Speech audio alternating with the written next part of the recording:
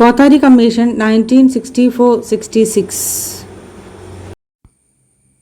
The appointment of the Education Commission of 1964-66, popularly known as Kothari Commission, was a significant event in the history of education in Free India. In 1964, Dr. D.S. Kothari was requested to give advice to the government on the action to be taken for the development of education at all the levels, and he submitted a report in 1966. Kothari Commission 1964-66 വിദ്യാഭ്യാസ കമ്മീഷന്റെ നിയമനം തീർച്ചയായിട്ടും ഇന്ത്യയുടെ വിദ്യാഭ്യാസ ചരിത്രത്തിലെ ഒരു സുപ്രധാന സംഭവമായിരുന്നു. രാജ്യത്തെ എല്ലാ തലത്തിലുമുള്ള വിദ്യാഭ്യാസത്തിന്റെ മൊത്തത്തിലുള്ള മെച്ചപ്പെടുത്തലും വികസനത്തിനുമുള്ള ശുപാർശ നൽകാൻ 1964 ഇന്ത്യൻ സർക്കാർ പ്രശസ്ത ശാസ്ത്രജ്ഞനും വിദ്യാഭ്യാസ വിചക്ഷണനുമായ ഡോക്ടർ D.S. കോത്താരിയെ ചുമതലപ്പെടുത്തി. വിദ്യാഭ്യാസത്തിന്റെ അവസ്ഥ വിലയിരുത്തുകയും സ്വതന്ത്ര ഇന്ത്യയിലെ വർദ്ധിച്ചു വരുന്ന ആവശ്യങ്ങൾ നിറവേറ്റുന്നതിനുമുള്ള പരിഷ്കാരങ്ങൾ നിർദ്ദേശിക്കുകയും ചെയ്യുക എന്നതായിരുന്നു കമ്മീഷന്റെ പ്രാഥമിക ലക്ഷ്യം. പാഠ്യപദ്ധതി, അധ്യാപന രീതികൾ, കരിക്കുലം, മെത്തേഡ് ഓഫ് ടീച്ചിങ്, വിദ്യാഭ്യാസ അടിസ്ഥാന സൗകര്യങ്ങൾ, ദേശീയ വികസനത്തിലെ വിദ്യാഭ്യാസത്തിന്റെ പങ്ക് എന്നിവ ഉൾപ്പെടെ വിദ്യാഭ്യാസ സമ്പ്രദായത്തിന്റെ വിവിധ വശങ്ങൾ ഡോക്ടർ കോത്താരിയും സംഘവും വിപുലമായി പഠിച്ചു. 1966 സമർപ്പിച്ച കമ്മീഷൻ റിപ്പോർട്ട് വിദ്യാഭ്യാസത്തെ നവീകരിക്കാനും ജനാധിപത്യവൽക്കരിക്കാനും ഗുണനിലവാരമുള്ള വിദ്യാഭ്യാസത്തിലേക്ക് പ്രവേശനം വർദ്ധിപ്പിക്കാനും വിദ്യാഭ്യാസ ലക്ഷ്യങ്ങളെ രാജ്യത്തിന്റെ സാമൂഹിക സാമ്പത്തിക വശങ്ങളുമായി യോജിപ്പിക്കാനും ലക്ഷ്യമിട്ട് ഉള്ള സമഗ്രമായ ശുപാർശകൾ വിശദീകരിച്ചു. ഇന്ത്യയിലെ വിദ്യാഭ്യാസ നയങ്ങളുടെയും പരിഷ്കാരങ്ങളുടെയും ദിശ രൂപപ്പെടുത്തുന്നതിൽ കോത്താരി കമ്മീഷൻ ശുപാർശകൾ അഗാധമായി സ്വാധീനം ചെലുത്തി. സാക്ഷരതാ നിരക്ക് മെച്ചപ്പെടുത്തുന്നതിനും വിദ്യാഭ്യാസ അവസരങ്ങൾ വികസിപ്പിക്കുന്നതിനും വിദ്യാഭ്യാസത്തിലൂടെ ദേശീയ വികസനം പ്രോത്സാഹിപ്പിക്കുന്നതിനും ലക്ഷ്യമിട്ടിട്ടുള്ള തുടർന്നുള്ള വിദ്യാഭ്യാസ സംരംഭങ്ങൾക്കും നയങ്ങൾക്കും ഇത് അടിത്തറയിട്ടു.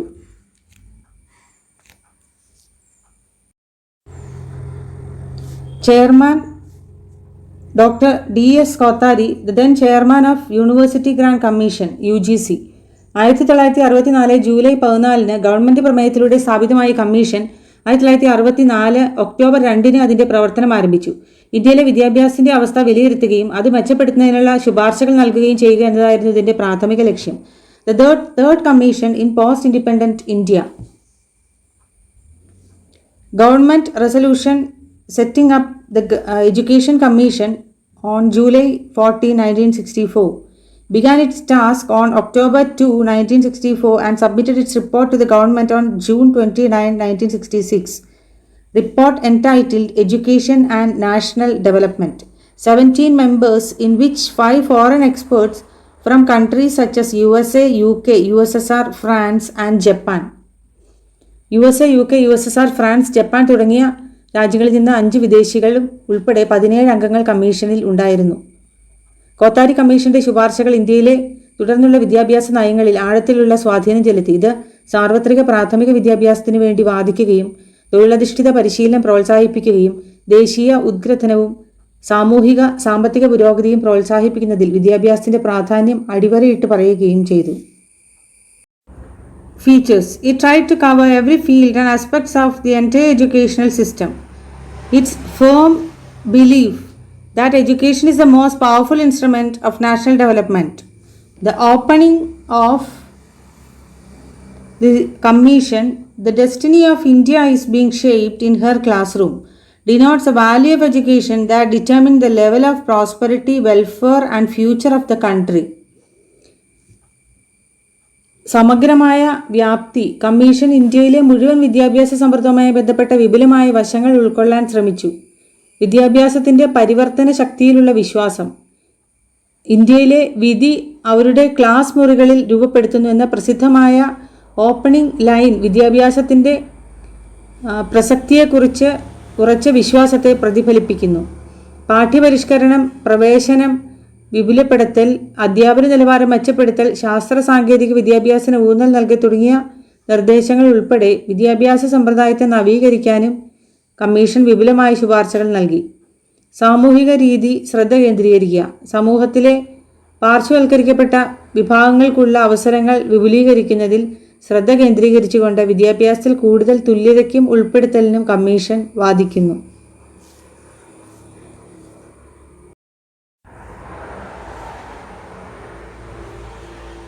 Aims of education. The commissions clearly specify the 5 important aims of education in India. Education and productivity. Science education as an integral part of school course.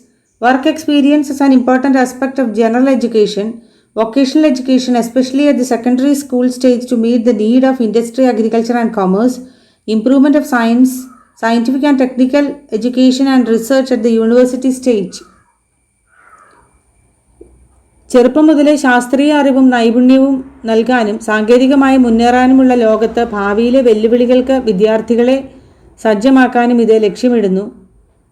പൊതുവിദ്യാഭ്യാസത്തിൻ്റെ അവിഭാജ്യ ഘടകമായി പ്രവൃത്തി പരിചയം, സൈദ്ധാന്തിക പഠനത്തിന് പൂരകമാകുന്ന പ്രായോഗിക എക്സ്പോഷറുകളും വൈദഗ്ധ്യവും വിദ്യാർത്ഥികൾക്ക് നൽകണം.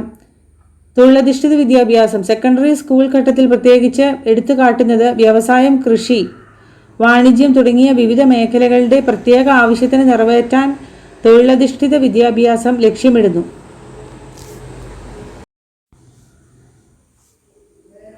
Social and national integration. According to the Commission, Common School System, Social Service, NSS, NCC, teaching languages, literature, philosophy and history of India would go a long way in promoting national integration. Education and modernization. Another important aim of education is modernization. Education should awaken curiosity, interest, attitude and sense of values and skills in the pupil.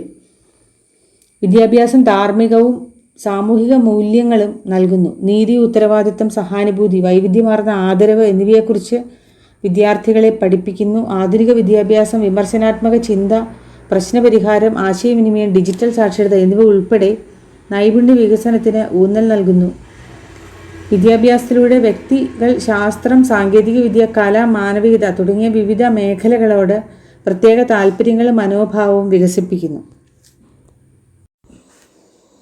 Development of democracy. India is the largest democracy in the world. The success of democracy depends upon the education of the masses. Social and spiritual values. Education system should emphasize the development of fundamental social, moral and spiritual values. വിദ്യാഭ്യാസം സമത്വം, നീതി, സഹിഷ്ണുത, നാനാത്വത്തോടുള്ള ആദരവ് തുടങ്ങിയ സാമൂഹിക മൂല്യങ്ങളുടെ പ്രാധാന്യം ഊന്നിപ്പറയണം. സത്യസന്ധത, സമഗ്രത, സഹാനുഭൂതി, ഉത്തരവാദിത്തം തുടങ്ങിയ ധാർമ്മിക മൂല്യങ്ങൾ പൗരന്മാർക്കിടയിൽ പൗരധർമ്മവും ധാർമ്മിക പെരുമാറ്റവും വളർത്തുന്നതിന് അത്യന്താപേക്ഷിതമാണ്. ജനാധിപത്യ ഭരണം സാധാരണയായി മതത്തെ ഭരണകൂട കാര്യങ്ങളിൽ നിന്ന് വേർതിരിക്കുമ്പോൾ ആത്മീയ മൂല്യങ്ങൾ, അനുകമ്പ, പരസ്പര ബന്ധത്തിൻ്റെ ബോധം തുടങ്ങിയ വിശാലമായ തത്വഗുണങ്ങൾ ഉൾക്കൊള്ളുന്നു.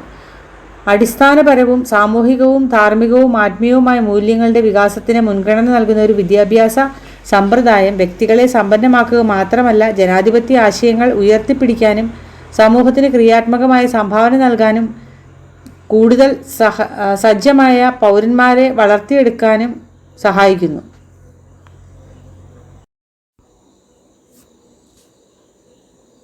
Education structure. General education should last for a period of 10 years, 4 years lower primary, 3 years of higher primary and 3 years of lower secondary education. For general education 10 years. ആകെ 10 വർഷം ആണ് general education. Prior to general education, pre-primary education should also be given. The theme of higher education, higher secondary education should be fixed for 2 years. After degree course, there should be a postgraduate course of 3 years. The graduate course should be extended from 2 to 3 years. The number of instructional days in a year should be increased to about 39 weeks for school and 36 weeks for colleges and pre-primary schools. Holidays should be minimized. No need to close an education institution on a religious holiday. പൊതുവിദ്യാഭ്യാസത്തിൻ്റെ കാലാവധിയാകെ 10 വർഷം. Pre primary വിദ്യാഭ്യാസം പൊതുവിദ്യാഭ്യാസം ആരംഭിക്കുന്നതിന് മുമ്പ് pre primary വിദ്യാഭ്യാസം നൽകണം. Higher secondary വിദ്യാഭ്യാസം 2 വർഷം. Degree course 2 മുതൽ 3 വർഷം വരെ നീട്ടി. പോസ്റ്റ് ഗ്രാജുവേഷൻ ഡിഗ്രി കോഴ്സിന് ശേഷം 3 വർഷത്തെ ബിരുദാനന്തര കോഴ്സ് നിർദ്ദേശിക്കുന്നു.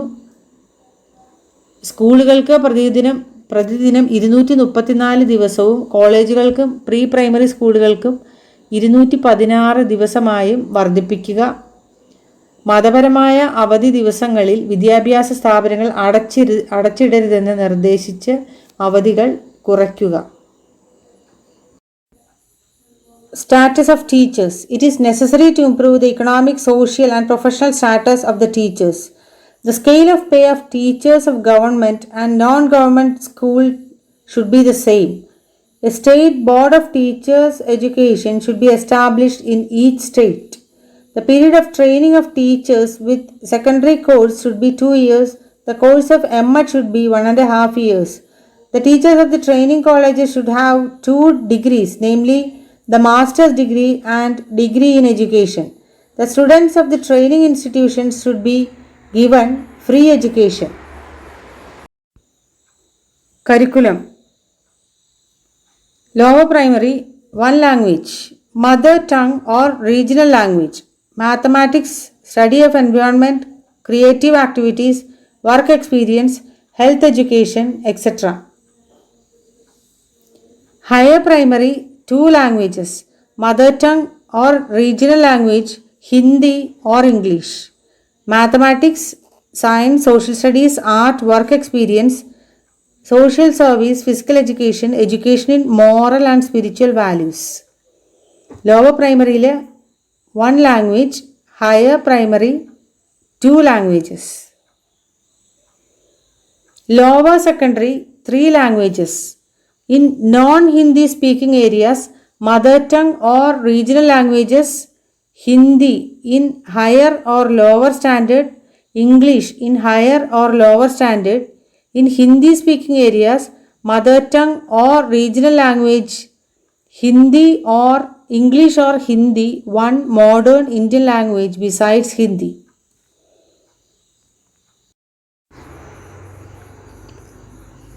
ലോവർ സെക്കൻഡറി സ്റ്റേജിൽ ഭാഷകൾ ഹിന്ദി സംസാരിക്കാത്ത പ്രദേശങ്ങൾ അവിടെ മാതൃഭാഷ അല്ലെങ്കിൽ പ്രാദേശിക ഭാഷ നിർബന്ധം. ഹിന്ദി ഉയർന്നതോ താഴ്ന്നതോ ആയ നിലവാരത്തിൽ, ഇംഗ്ലീഷും ഉയർന്നതോ താഴ്ന്നതോ ആയ നിലവാരത്തിൽ. ഹിന്ദി സംസാരിക്കുന്ന പ്രദേശങ്ങളിൽ മാതൃഭാഷ അല്ലെങ്കിൽ പ്രാദേശിക ഭാഷ നിർബന്ധം. ഹിന്ദി അല്ലെങ്കിൽ ഇംഗ്ലീഷ് നിർബന്ധം. ഹിന്ദി കൂടാതെ ഒരു ആധുനിക ഇന്ത്യൻ ഭാഷ അത് ഓപ്ഷണലായിട്ട്. മറ്റ് വിഷയങ്ങൾ mathematics, science, art, work experience, physical education, education of moral and spiritual values, civics, history, geography, etc.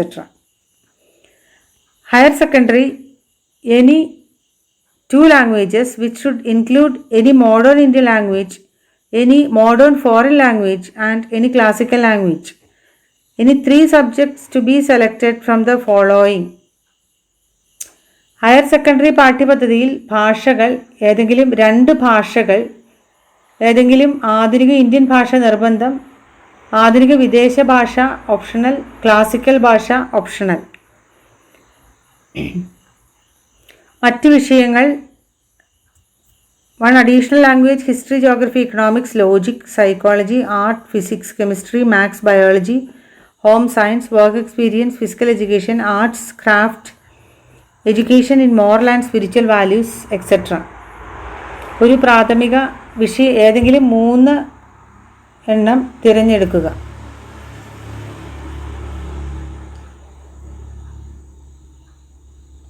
ധാർമ്മിക വിദ്യാഭ്യാസത്തിലൂടെ, ശാരീരിക പ്രവർത്തനത്തിലൂടെയും ഭാഷാപരമായ കഴിവുകൾ, ശാസ്ത്രപരിജ്ഞാനം, മാനവികത, കലകൾ, വ്യക്തിത്വ വികസനം എന്നിവ സന്തുലിതമാക്കുന്ന സമഗ്രമായ ഒരു വിദ്യാഭ്യാസം നൽകാൻ ഈ പാഠ്യപദ്ധതി ചട്ടക്കൂട് ലക്ഷ്യമിടുന്നു. Any 2 languages which should be include any modern Indian language, any foreign language and any classical language.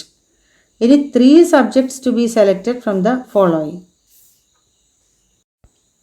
Other important recommendations. The Commission also stressed the importance of science, education, vocational and technical training, agricultural research, adult education, literacy campaign. Merits of Kothari Commission. The Kothari Commission report was a masterly piece of work on all aspects of Indian education. The Commission presented a comprehensive study of educational problems in the context of national needs and aspirations. The Commission made a realistic approach to link education to the socio-economic, cultural, and spiritual aspects of Indian life. The Commission recommended reasonably and respectable scales of pay to all categories of teachers subject to periodical revision. Demerits. The position of head of schools was left undecided by the Commission. The Commission committed a mistake in placing Sanskrit or a par with Arabic. The views of Commission on medium of instruction was not only conflicting but also controversial. School മേധാവികളുടെ സ്ഥാനം ആരൊക്കെ വഹിക്കണമെന്ന commission വ്യക്തമാക്കുകയോ അന്തിമമാക്കുകയോ ചെയ്തിട്ടില്ല. സംസ്കൃതത്തെ അറബിയുമായി തുലനം ചെയ്യുന്നതിലെ പിഴവ് സാംസ്കാരികമോ ചരിത്രമോ വിദ്യാഭ്യാസപരമോ ആയ പ്രാധാന്യത്തിൽ വ്യത്യാസമുണ്ടായിട്ടും സംസ്കൃതത്തെയും അറബിയെയും തുല്യമായോ ഒരേ തലത്തിലോ പരിഗണിക്കുന്നതിൽ commission പിഴവ് വരുത്തിയതായി ഇത് സൂചിപ്പിക്കുന്നു. വിദ്യാഭ്യാസ മാധ്യമങ്ങളെക്കുറിച്ചുള്ള വൈരുദ്ധ്യവും വിവാദപരവുമായ വീക്ഷണങ്ങൾ സ്കൂളുകളിൽ പഠന മാധ്യമമായി ഉപയോഗിക്കുന്ന ഭാഷയെക്കുറിച്ച് കമ്മീഷന്റെ നിലപാട് വൈരുദ്ധ്യം മാത്രമല്ല വിവാദങ്ങൾക്ക് കാരണമാവുകയും ചെയ്തു എന്നതാണ് സൂചിപ്പിക്കുന്നത്. ഗുണനിലവാരം, കമ്മീഷൻ എടുത്ത തീരുമാനങ്ങളുടെ വ്യക്തത, നീതി, വിദ്യാഭ്യാസപരമായ പ്രത്യാഘാതങ്ങൾ എന്നിവയെക്കുറിച്ചുള്ള ആശങ്കകൾ ഈ പോയിന്റുകൾ ഉയർത്തിക്കാട്ടുന്നു. Government action. It was on the basis of the report that the new education policy was declared in 1968.